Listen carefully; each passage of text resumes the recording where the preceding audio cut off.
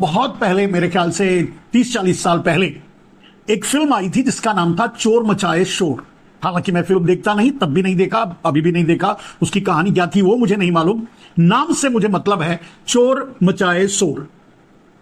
चोर अक्सर शोर मचाता है। चोर हमेशा चोर चोर चोर चोर जोर से चिल्लाता है। वही नरेंद्र मोदी कर रहे हैं। कहते हैं भ्रष्टाचार से कंप्रोमाइज नहीं, भ्रष्टाचार को दूर कर रहा हूं। भारत के सारे भ्रष्टाचारी उनकी पार्टी में हैं। आ गए जो दूसरी जगह थे वो भी उनकी पार्टी में है, वो तो है ही। जो भ्रष्टाचारी हैं उनकी पार्टी में पहले से, वो तो है ही। लेकिन जो दूसरी जगह थे, दूसरी पार्टियों में थे, अन्य जगह पर थे, नहीं थे पार्टियों में, कहीं और थे, उन्हें भी घसीट कर लेके आए नरेंद्र मोदी।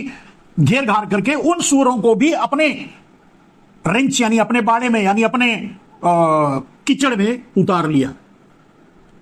कैसे कह सकते हैं कि नरेंद्र मोदी भ्रष्टाचार से लड़ रहे हैं? लेकिन हर मंच से ये शोर मचा रहे हैं, चोर मचाए शोर। शोर, नरेंद्र मोदी का शोर मचाना ही अपने आप में ये प्रबुद्ध प्रमाण है कि वही चोर हैं और सबसे बड़े चोर हैं, और चोरी की है।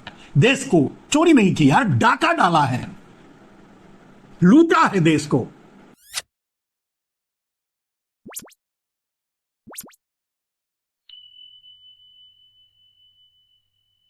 नमस्कार, मैं मनमोहन मिश्र एक बार फिर आप लोगों के बीच कुछ खास मुद्दों को लेकर के। दोस्तों, आज बात फिर से एक बार चंदा घोटाले की, यानी इलेक्टोरल बॉन्ड की।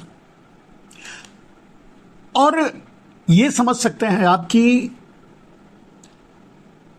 अगर मीडिया गुजराती माफियाओं की नहीं होती, अगर मीडिया कुछ गुजराती माफियाओं की नहीं होती, उनके कब्जे में नहीं होती, उनके हाथ में नहीं होती, तो चंदा घोटाला आज देश में चुनाव का मुद्दा होता। वैसे नरेंद्र मोदी ने इसे दबा रखा है। नरेंद्र मोदी ने इस पर बात नहीं कर रहे हैं, छुपा रखे हैं, लेकिन देश इस पर बात भी कर रहा है, सोच भी रहा है और आपस में एक दूसरे को बता भी रहा है। चंदा घोटाला यानी इलेक्टोरल बॉन्ड दुनिया का सबसे बड़ा स्कैम, दुनिया का सबसे बड़ा फाइनेंशियल इंस्टीट्यूशनल क्राइम, दुनिया का यह सबसे बड़ा घोटाला। फिर वही एक बार ये क्रेडिट गुजरात को जाता है। यानी गुजरात के जो कुछ चोर हैं, जो फ्रॉड हैं, जो अक्सर जिनका नाम आया करता है या जो इसी तरह के काम करते रहते हैं, उनके लिए।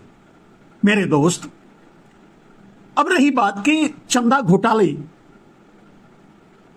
में सीधे सीधे जांच होनी चाहिए। इस पर जिस किसी को भी, जो भी इस दायरे में आता है, उसे कन्विक्ट होना चाहिए, उस पर मुकदमा चलना चाहिए, उसे जेल में होना चाहिए। चंदा घोटाले से बड़ा मनी लॉन्ड्रिंग तो कोई है ही नहीं। और इसी से जुड़े कुछ लोगों को जेल में भी रखा गया है, खास करके आम आदमी पार्टी के कुछ नेताओं को तो। और ऐसे बहुत से क्राइम किए गए हैं इस इलेक्टोरल बॉन्ड के लेन देन में। जो आपके सामने आया, चंदा लेकर के बिजनेस दिया गया, मतलब चंदा दो धंधा लो।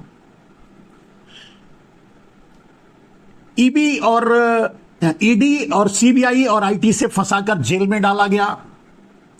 चंदे की शर्त पर, मतलब इलेक्टोरल बॉन्ड दो और बाहर आओ। इलेक्टोरल बॉन्ड दो और भले ही तुम नकली दवाएं बनाते हो, फिर भी बना सकते हो।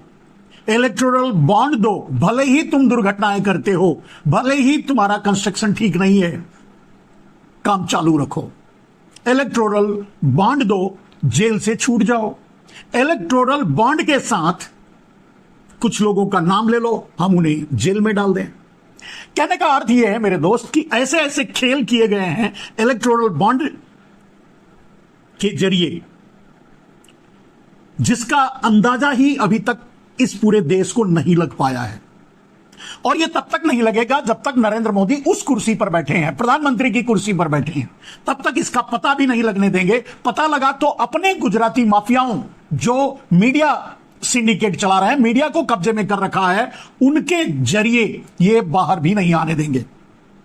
कहने का अर्थ यह है मेरे दोस्त, इस खतरे को मैं बार बार आगाह कर चुका हूं कि आज आपका मुंह बंद किया जा रहा है, यानी आपको बोलने से मना किया जा रहा है, यानी आपकी आवाज को दबाई जा रही है। यहां तक कि आपने देखा कुछ यूट्यूबरों को भी बंद कर दिया गया है। कुछ या बहुत जो नरेंद्र मोदी के नीतियों के खिलाफ बात करते हैं, उनके यूट्यूब पर चाहे जो भी वीडियो डाला जा रहा है उसको लोगों तक पहुंचने ही नहीं दिया जा रहा है। मतलब जो जितनी ताकत नरेंद्र मोदी झोंक सकते हैं अपने पापों को छुपाने के लिए झोंक रहे हैं और छुपा रहे हैं। लेकिन इलेक्टोरल बॉन्ड इतना बड़ा पाप है कि नरेंद्र मोदी की ऊंचाइयों से या उनके कद से या उनके वर्चस्व से बहुत ऊपर है। और मैंने कई बार इस बात को, जब ये मामला सामने नहीं आया था तभी मैंने कई बार कहा था कि नरेंद्र मोदी जो ब्लैक मनी वादा किया था लोगों से कि लाएंगे तो सबको 10-15 लाख यूं ही मिल जाएंगे, या ये हो जाएगा या वो हो जाएगा, और सचमुच अगर देश को सीधे ब्लैक मनी मिला होता तो बहुत कुछ हुआ भी होता। लेकिन ऐसा कुछ नरेंद्र मोदी ने नहीं होने दिया। सारे ब्लैक मनी को अंडरग्राउंड कर दिया। उस अंडरग्राउंड की हुई ब्लैक मनी को विदेशों में ले जाकर के हवाले के जरिए वहां रख दिया और कुछ तो हिस्सेदारियां वहां सीधे अपने चहेतों के अकाउंट में डलवा लिया, विनोद अडानी जैसे लोगों के अकाउंट में डलवा लिया, जो फॉल्स कंपनियां, फेक कंपनियां बनाकर भारत में ला करके सारे इंस्टीट्यूशन, भारत के सारे इंफ्रास्ट्रक्चर को खरीद कर अडानी के नाम कर दिया। ये सारे कुकृत्य नरेंद्र मोदी ने किए। उनमें से एक है, और बहुत मैं समझता हूं कि 5%, 1%, 2% भी नहीं है, जितना बड़ा घोटाला नरेंद्र मोदी कर चुके हैं और जितनी बड़ी ब्लैक मनी अंडरग्राउंड करके नरेंद्र मोदी रखे हैं। अब सवाल आता है कि चंदा घोटाला क्यों, और चंदा मतलब इलेक्टोरल बॉन्ड में ब्लैक मनी कैसे? इस बात को कई बार बोल चुका हूं, एक बार फिर आपके सामने रख रहा हूं। आपको लगे कि सही है तो लोगों तक पहुंचाइए। चंदा घोटाले में ज्यादातर लगभग 80 to 90% ब्लैक मनी का इस्तेमाल किया गया है। 1% लोगों ने चंदा अपनी कंपनियों से दिया है, अपनी स्वेच्छा से दिया है, जो भी होगा, लेकिन 90% वो ब्लैक मनी है जिसे चंदे के रूप में भारतीय जनता पार्टी ने लिया है। वो कैसे है मेरे दोस्त? अगर इसको सही तरीके से समझेंगे तो ये बातें कुछ द हिंदू, इंडियन एक्सप्रेस या दूसरे न्यूज़पेपर जो साहस करते हैं बोलने का, लिखने का, उनके द्वारा जो सामने आया वो ये है कि 33 से भी अधिक कंपनियां जो घाटे में चल रही थी, जिनका घाटा ही 1 लाख 1.5 लाख करोड़ का था, वो 600-700 करोड़ के आसपास, यानी 576 करोड़ और 600 करोड़ या इसके ऊपर जो भी अप्रोक्सीमेट 576 करोड़ से ऊपर का चंदा दिया। कंपनियां 1 लाख करोड़ के घाटे में हैं। सभी कंपनियां 1 लाख, सबका ओवरऑल एवरेज घाटा लगभग 1 लाख करोड़ से ऊपर है। उन कंपनियों का, उन 33 से ज्यादा कंपनियों का घाटा जिन्होंने नरेंद्र मोदी को यानी इलेक्टोरल बॉन्ड के रूप में चंदा दिया है, और वो चंदा 500-600 करोड़ के आसपास है, माने 576 करोड़ के ऊपर है। उनमें से अकेले नरेंद्र मोदी को यानी भारतीय जनता पार्टी को 434 करोड़ से भी ऊपर, यानी 4.5 करोड़ के आसपास अकेले नरेंद्र मोदी को मिला है। यानी वो कंपनियां जो डूब रही थी, जो घाटे में चल रही थी, जिनकी हैसियत ही नहीं थी, जो अपने आप को संभाल नहीं पा रही थी, जो अपने स्टाफ को सैलरी नहीं दे पा रही थी, जो डिफॉल्टर की कंडीशन में थी, जो डिफॉल्ट किया भी वेलफुल तरीके से कुछ अपनी कंपनियों का, वो नरेंद्र मोदी को या इलेक्टोरल बॉन्ड कैसे खरीदा और चंदा कहां से आया, चंदा कैसे दिया और पैसा कहां से आया? मेरे दोस्त, ये सारे पैसे कुछ उन्होंने उनसे लिया होगा, लेकिन ये सारे पैसे नरेंद्र मोदी ने ब्लैक मनी जो दबा के रखा है उसको इन कंपनियों को दिया और बोला कि तुम इसका इलेक्टोरल बॉन्ड खरीदो और हमको दो, ब्लैक का व्हाइट करने के लिए। और यही उन कंपनियों ने किया। अब आप कहेंगे कि कुछ जैसे 576 करोड़ में से 434 करोड़ ही नरेंद्र मोदी को मिला, तो इसका मतलब होता है कि मेरे ख्याल से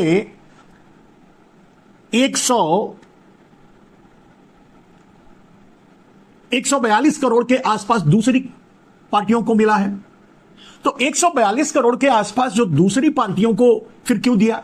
अगर नरेंद्र मोदी ब्लैक मनी दे करके इलेक्टोरल बॉन्ड बनवा रहे थे तो वो दूसरी पार्टियों को या दूसरों को क्यों दिलवाए? मेरे दोस्त, अगर नहीं दिलवाते तो आज अकेले नरेंद्र मोदी के पास ही इलेक्टोरल बॉन्ड का चंदा आता, बाकी किसी के पास नहीं आता। इतना तो आप समझते होंगे। आता भी तो थोड़ा बहुत आता, नाम मात्र के लिए आता। खेल शुरू में ही समझ में आ जाता। जैसे आज पकड़ा गया है वैसे पहले भी पकड़ा जाता।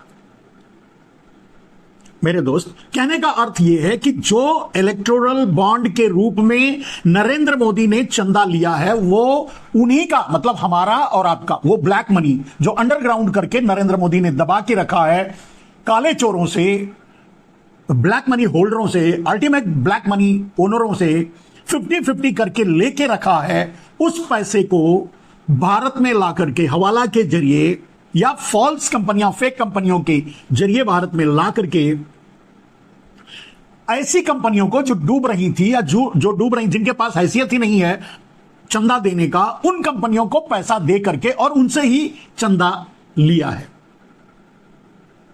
और कुछ थोड़ा दूसरों को दिलवा दिया, थोड़ा सा वेल इन वेल करने के लिए। आप अंदाजा लगा लीजिए नरेंद्र मोदी इस देश के लिए कितने खतरनाक हैं। अब सवाल यह है कि यह सब स्कैंडल है, यह सब फ्रॉड है, यह सब चोरी है, डकैती है, लेकिन किसका? यह पैसा किसका है? जो काला धन विदेशों में जमा था या देश में था, या काला धन जो सर्जित हुआ जिसे नरेंद्र मोदी अंडरग्राउंड किए, जिसे विदेशों में हवाला के जरिए ले गए और फॉल्स कंपनियों के जरिए भारत में लाए, जिसे चंदे के रूप में, इलेक्टोरल बॉन्ड के रूप में कन्वर्ट करवा कर अपनी पार्टी में और कुछ पार्टियों को देख करके व्हाइट करवाया, यह पैसा किसका था? उन कंपनियों ने तो नहीं दिया है, क्योंकि उनको जब खुद ही उनकी कंपनियां घाटे में चल रही हैं, उनका बिजनेस घाटे में है, उनकी हैसियत ही नहीं है देने की, तो वो कैसे देंगी? तो नरेंद्र मोदी ने दिया। चलिए, यह तो समझ में आ गया कि काले धन का उपयोग किया गया चंदा लेने में। यह ब्लैक टू व्हाइट करने का काम किया नरेंद्र मोदी ने, जिसका अंदेशा, जिसके बारे में चर्चा मैं बार बार करता रहा, 10 साल से कर रहा हूं। जब से नरेंद्र मोदी ने 27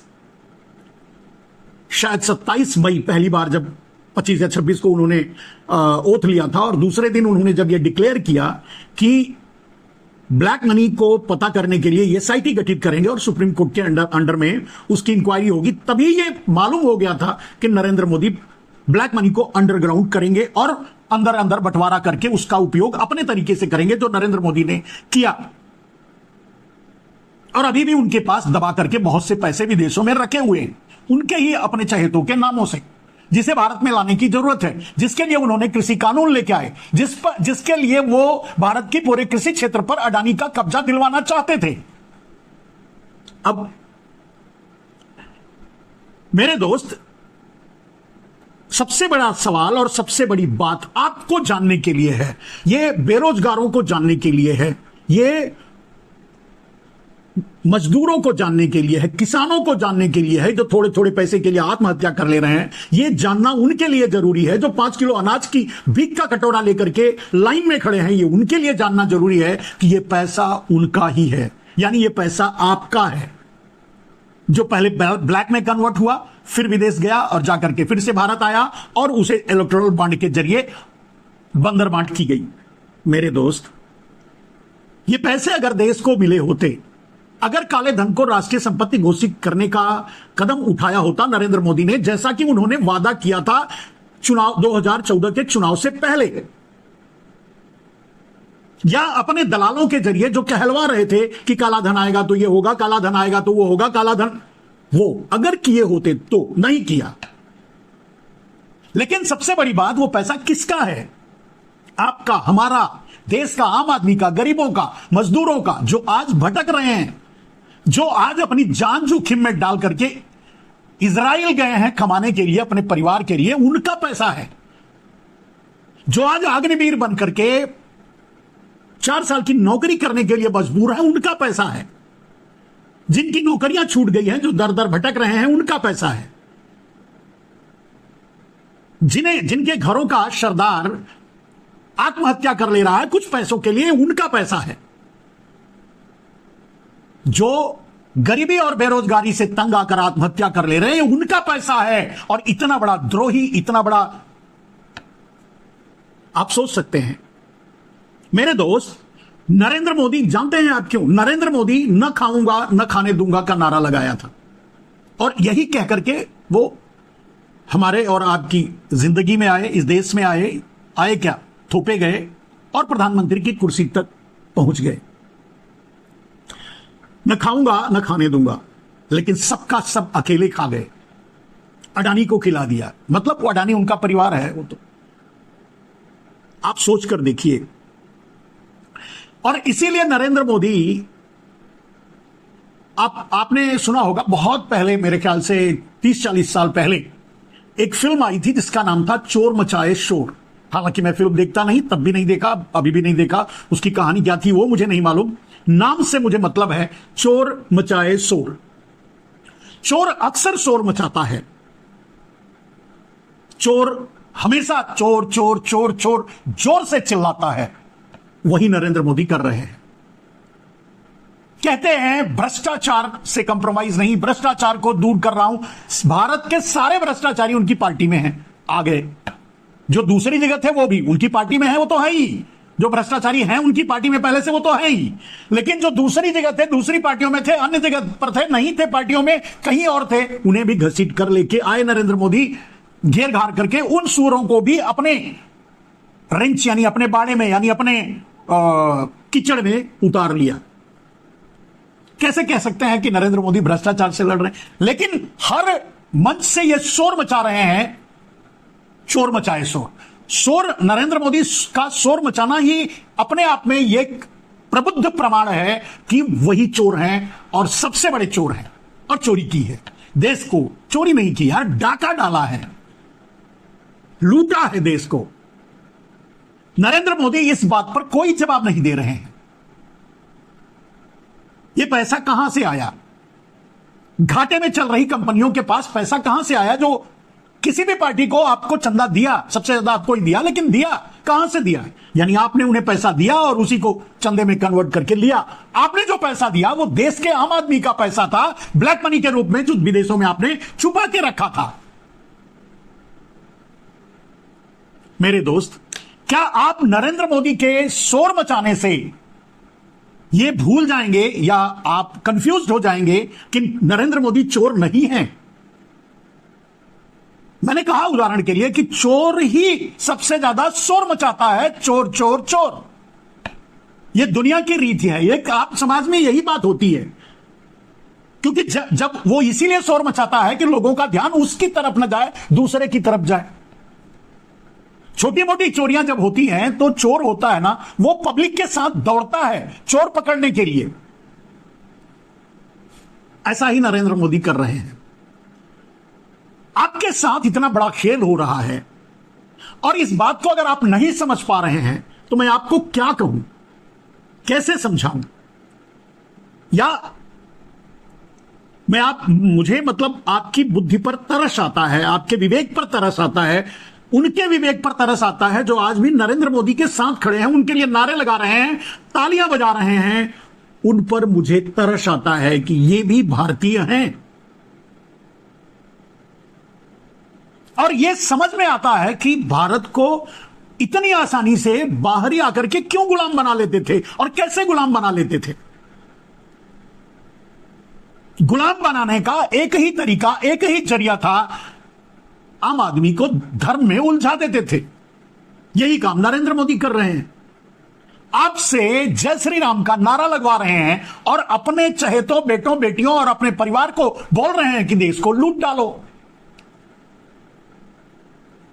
क्यों नहीं आप समझ पा रहे हैं मेरे दोस्त?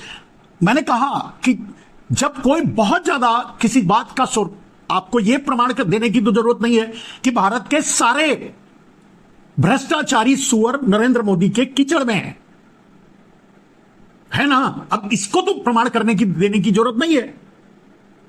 तो क्यों है भाई? पानी वहीं जाता है जहां पानी है, कीचड़ वहीं जाता है जहां कीचड़ है। कहने का अर्थ है भ्रष्टाचारी वहीं गया जहां भ्रष्टाचार है, अपने आप को बचाने के लिए, गोलबंद होने के लिए।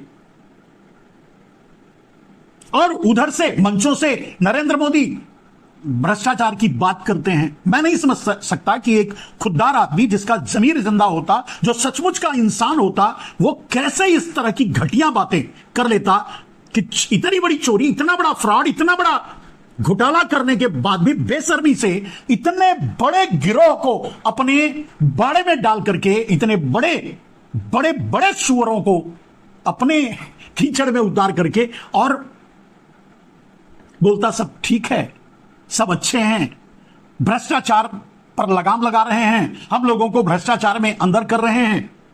भ्रष्टाचार में अगर कोई अंदर जाना चाहिए तो सबसे पहले तो मोदी जी ही हैं, पहला नाम तो उनका ही होना चाहिए। और ये तो अब प्रमाणित भी, कुछ मामलों में तो प्रमाणित भी हो चुका है, जैसे शरद शेट्टी के मामले में कि 55 करोड़ नरेंद्र मोदी को ही दिया है उसने, तो नरेंद्र मोदी को कन्विक्ट होना चाहिए, न कि आप पार्टी के कुछ नेताओं को, या अरविंद केजरीवाल को, या मनीष सिसोदिया को, या किसी और को। घोटाला तो मोदी ने किया और उसी घोटाले में जेल में डाला दूसरों को। घोटाला नरेंद्र मोदी ने किया, भारतीय जनता पार्टी ने किया। इनका जन्म ही घोटाले से हुआ। आपको याद होगा कि इनके राष्ट्रीय अध्यक्ष सीधे कैश लेते पकड़े गए थे, इसीलिए इन्होंने इलेक्टोरल बॉन्ड लेके आए कि कोई पकड़ा ही नहीं जाए, कोई पकड़े ही ना। घोटाला इन्होंने किया।